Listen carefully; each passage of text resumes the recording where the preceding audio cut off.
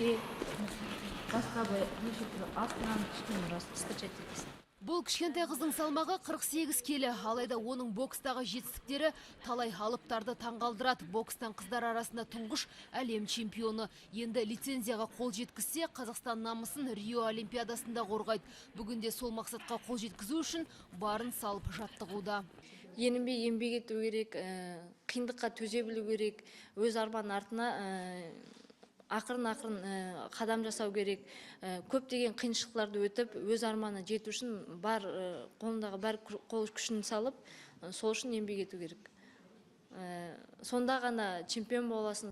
2014 жылы Назым Оңтүстік Кореяда өткен әлем чемпионатында алтын алды. Ақтық сында ол индиялық Шамджет Сабам Сарджу баланы жеңді. Назым бұл боксшымен 2011 жылы кездесіп жеңіліп қалған еді. Алайда қарсыласына 2 рет жол беру Назымға тән қасиет емес.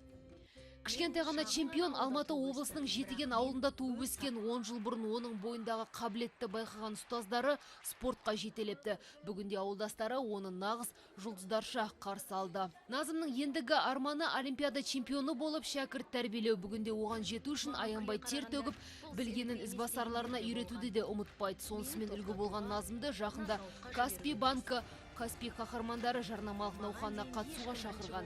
Назымның жеткен жетістігі үлгі тұтуға лайық дейді банк өкілдері. Өз еңбегімен белгілі бір жетістікке жеткен қазақстандықтарды насихаттау.